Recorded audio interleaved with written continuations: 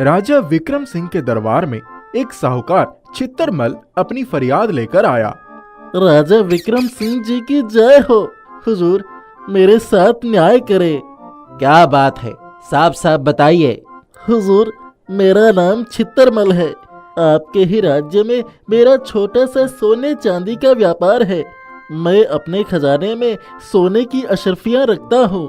एक दिन मैंने खजाने की जांच की तो पता चला उसमें एक तरफ रखी हुई 5 अशर्फियों को किसी ने चांदी की अशर्फियों से बदल दिया है। किसी को शक न हो इसीलिए 5 चांदी की अशर्फियों पर सोने का पानी चढ़ाकर उन्हें वहां रख दिया गया। तुम्हें कैसे पता चला कि उन 5 अशरफियों पर सोने का पानी चढ़ा हुआ है? हुजूर, यह 5 अशरफियां अलग रखी हुई थी और इन पर अलग ढंग की नक्काशी की हुई थी। मुझे शक हुआ और मैंने उनकी जांच की तो असलियत सामने आ गई। छित्तरमल, यह बताओ कि क्या तुम्हें किसी नौकर पर शक है? हुजूर, ये सब मेरे पुराने नौकर हैं। इन्होंने हमेशा ईमानदारी दिखाई है। मुझे किसी पर भी शक नहीं है। इसका अर्थ यह हुआ कि यह चोरी किसी बाहरी व्यक्ति ने ही की है। हुजूर, मेरी समझ में तो कुछ नहीं आ रहा है। जितना सोचता हूँ मामला उतना ही उलझता जा रहा है। बाहर वाले किसी व्यक्ति को खजाने तक पहुँचने की इजाजत नहीं है। खजाने की चाबी भी खजांची के पास ही रहती है। वो बड़ा ईमानदार आदमी है। चिरंजीवी जी, अशरफियों के चोर को कैसे पकड़ा जाए? हुजूर, कुछ दिनों की मोहलत लेना चाहता हूँ। उसके बाद चोरों को आपके सामने हाजिर कर दूंगा। छित्तरमल, तुम चिरंजीवी से मिलो। यह तुम्हें एक राह दिखाएंगे और तुम्हें उस चोर से मिलवाएंगे। हुजूर की बड़ी मेहरबानी। इतना कहकर साहूकार ने चिरंजीवी से एकांत में जाकर बातचीत की। चिरंजीवी जी, अब आप ही बताइए मैं क्या करूं? छित्तरमल जी, आप एक काम करिए। आपके खजाने में सोने की जितनी अशरफियां हैं सारी की सारी गिन लो और उनकी जगह पर उतनी ही चांदी की अशरफियां मंगवाकर उस पर सोने का पानी चढ़ाकर उसी खजाने में रख दो। चिरंजीवी जी, मैं आपके कहे अनुसार उतनी ही चांदी की अशरफियां सोने से रंगवाकर उसी खजाने में रखवा देता हूँ। इसके बाद मुझे क्या करना है बताइए। इसके बाद आप शांति पूर्व ढंग से अपना काम करते रहिए। अब आगे की भूमिका उस चोर की होगी और इसके बाद मेरी होगी। एक दिन चोर आपके सामने आ जाएगा। कुछ ही दिन के बाद चिरंजीवी ने अपना भेष बदलकर अपने पास 2 अशरफी लेकर आसपास के सभी सोनारों और साहूकारों से संपर्क किया। सेठ जी, देखिए, मेरे पास 2 अशरफियां हैं। यह सोने की नहीं है। मुझे इसी तरह की और भी अशरफियां चाहिए। यदि आपके पास कोई ऐसी अशरफी आए तो मुझे सूचित करिए। मैं उसकी आपको दुगनी कीमत दूंगा। अरे हाँ, मेरे पास हूबहू ऐसी ही 5 अशरफियां लेकर कल एक सज्जन आए थे। मैंने उन्हें 2 बात सुनाकर वापस भेज दिया। लेकिन आपने उन्हें वापस क्यों भेज दिया? अरे, उन्होंने मुझसे कहा कि यह अशरफियां सोने की हैं, ले लो और इसके बदले मुझे रुपया दे दो। मैंने उन अशरफियों को पत्थर पर घिसकर परीक्षा ली तो पता चला कि वो सभी चांदी की अशरफियां थीं। उन पर सोने का पानी चढ़ा हुआ था। मुझे बड़ा गुस्सा आया और मैंने उन्हें वापस भेज दिया। आपके कहने से तो यह प्रतीत होता है कि उन्होंने पहले आपके पास सोने की सही अशरफियां भी बेची हैं। हाँ, उन्होंने एक बार मेरे पास आकर 5 सोने की अशरफियां बेची हैं। मैंने उसका सही भुगतान भी किया है। अच्छा, तो यह बात है। क्या आप मुझे उस आदमी से मिलवा सकते हैं? आप ऐसा क्यों कह रहे हैं? अब सेठ जी, मेरा नाम चिरंजीवी शास्त्री है। मुझे इस घटना की सच्चाई जाननी है। आप अभी मेरे साथ चलिए। चिरंजीवी सेठ को लेकर साहूकार छित्तरमल के यहाँ पहुँच गए। सेठ जी, अब आप बताइए कि इसमें से कौन आपकी दुकान पर आया था? सेठ ने साहूकार के खजांची की तरफ उंगली से इशारा कर दिया। यहाँ मेरी दुकान पर पिछली बार भी आए थे और कल भी आए थे। साहूकार के खजांची का मुंह छोटा हो गया उनकी चोरी पकड़ी गई थी। चिरंजीवी इन सभी लोगों को लेकर राजा विक्रम सिंह के दरबार में पहुंच गए। हुजूर, चांदी पर सोने का पानी काम कर गया। सोने की अशरफियों का चोर पकड़ा गया। यह साहूकार के खजांची ही असली चोर है। चिरंजीवी, तुमने अशरफी चोर को कैसे पकड़ लिया? हुजूर, खजांची की चतुराई मैंने उन पर ही आजमाई।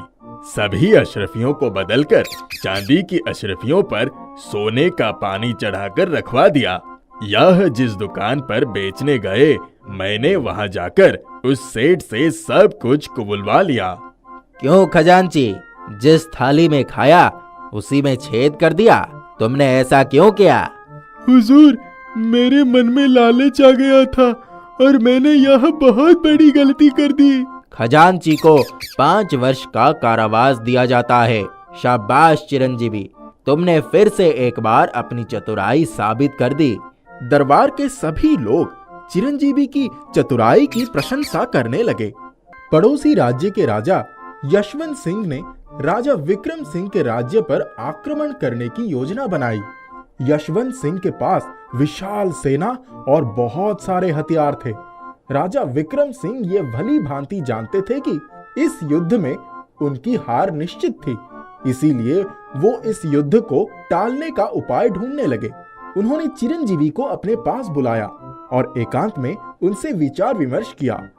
चिरंजीवी, वर्तमान परिस्थिति को ध्यान में रखते हुए हमारे लिए युद्ध करना संभव नहीं है, इसीलिए मैं सोच रहा हूँ कि पड़ोसी राजा के साथ संधि कर ली जाए। हाँ महाराज, यही उचित होगा, लेकिन हमें उनसे इस बारे में बात करनी होगी। मैं संधि के लिए प्रस्ताव लेकर जाने के लिए तैयार हूँ। अब देखना यह है कि संधि के लिए वे क्या शर्त रखते हैं। ठीक है, तुम उनसे बात करके देखो, इसके बाद मैं भी संधि वार्ता में शामिल हो जाऊंगा। दूसरे दिन चिरंजीवी यशवंत सिंह के पास पहुंच गए। महाराज यशवंत सिंह जी की जय हो। आइए चिरंजीवी जी, विराजमान हो जाइए। कहिए, क्या समाचार है?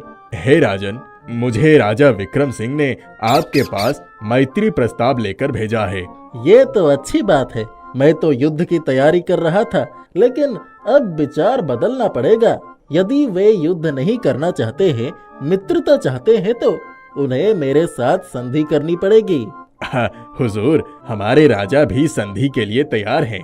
वो आपकी शर्त जानना चाहते हैं। मुझे उनके राज्य की 25 एकड़ जमीन चाहिए।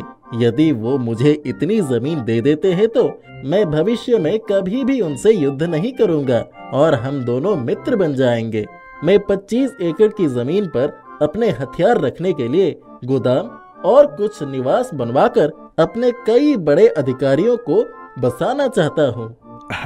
ठीक है राजन, मैं आपकी यह शर्त अपने राजा विक्रम सिंह के सामने अवश्य रखूंगा। चिरंजीवी ने राजा विक्रम सिंह के पास जाकर उन्हें इस शर्त के बारे में बताया। हुजूर, हम उनके सामने जमीन देने की शर्त कुछ रियायत के साथ मंजूर कर सकते हैं। उसके बाद उन्हें अपनी पहाड़ी के पास तराई वाली जमीन दे सकते हैं। उस जमीन से हमें कोई लाभ नहीं है। अभी गर्मी का मौसम है, वो जगह सूखी दिखाई पड़ती है। बरसात आने पर वहाँ का नजारा बदल जाता है। हमारी नदी भी उसके समीप ही है। बरसात के मौसम में जब पानी नदी में भर जाता है, तब वो बांध के ऊपर से बहने लगता है। आप मेरा इशारा समझ गए होंगे। वाह चिरंजीवी, तुम्हारा विचार बहुत सही है। हम वही जमीन संधि के अनुसार उन्हें दे देंगे। हमारा कोई नुकसान भी नहीं होगा और संधि की शर्त भी पूरी हो जाएगी। ठीक है, राजा यशवंत सिंह से बात करके हम साथ में एक बैठक करेंगे और उसमें संधि पर चर्चा करेंगे। राजा यशवंत सिंह, राजा विक्रम सिंह, मंत्रीगण और चिरंजीवी की उपस्थिति में बैठक हो गई। यशवंत सिंह जी, मैंने आपकी शर्त सुनी है। यदि आप 25 एकड़ के बदले 15 एकड़ जमीन की बात पर मान जाएं तो उचित होगा। इतना कम भी मत कीजिए। आप एक काम करिए, मुझे 20 एकड़ जमीन दे दीजिए।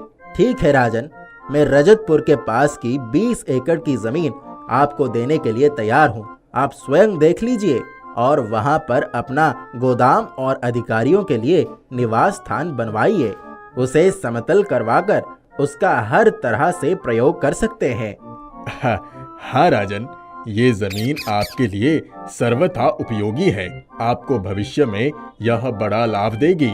राजा यशवंत सिंह मन ही मन प्रसन्न हो गए। उन्होंने महसूस किया कि बिना युद्ध के इतनी जमीन मिल रही है, ये तो बड़ा फायदा का सौदा है। उन्होंने जमीन देखी और हाँ कर दी। राजा यशवंत सिंह ने अपने प्रबंधक को कहकर उस जमीन पर निर्माण कार्य शुरू करा दिया। एक तरफ अधिकारियों के निवास बन गए, कुछ जरूरी दफ्तर बन गए। इसके अलावा एक बहुत बड़ा सा गोदाम जिसमें सारे हथियार रखे जा सके बना दिया गया। राजा यशवंत सिंह ने जब उसका मुआयना किया, वो बहुत प्रसन्न हो गए। हम युद्ध का भय दिखाकर ऐसी ही लाभदायक संधि आसपास के सभी राज्यों से करेंगे। एक समय ऐसा आएगा कि हम भारत के चक्रवर्ती राजा बन जाएंगे। हाँ राजन, हमारे पास बेशुमार हथियार हैं। हम और अधिक हथियार खरीदकर इसी गोदाम में रखवाएंगे और अपने शक्ति बढ़ाएंगे। जब भी किसी राज्य से युद्ध करने की आवश्यकता पड़ेगी, इसी गोदाम से सारे हथियार निकाले जाएंगे। इतना बड़ा गोदाम और इतने बड़े हथियार किसी भी राजा के पास नहीं होंगे। कुछ महीने बीत गए, वर्षा का मौसम आ गया और पानी बरसने लगा। धीरे धीरे नदी में भी पानी भरने लगा। अधिक वर्षा के कारण चारों तरफ पानी ही पानी हो गया। एक ऐसा समय आया कि अतिवृष्टि के कारण नदी का बांध टूट गया और सारा पानी यशवंत सिंह के गोदाम और उनके अधिकारियों के निवास स्थान की ओर तेजी से बहने लगे। अथाह जल ने सब कुछ तहस नहस कर दिया। गोदाम टूट गया, सारे अस्त्र शस्त्र पानी में बह गए। अधिकारियों के निवास स्थान और दफ्तर भी पानी की भेंट चढ़ गए। राजा यशवंत सिंह ने जब यह दृश्य देखा, तब अपना सर पकड़कर बैठ गए। उनकी सारी शस्त्र शक्ति नष्ट हो चुकी थी। उन्हें अब अपने राज्य को ही बेचने की चिंता सताने लगी। चिरंजीवी ने अपनी चतुराई से बिना युद्ध किए ही राजा यशवंत सिंह को पूरी तरह से हरा दिया। वाह चिरंजीवी, तुम्हारी चतुराई तो कमाल कर गई। बिना युद्ध किए ही दुश्मन हार गया। वाह।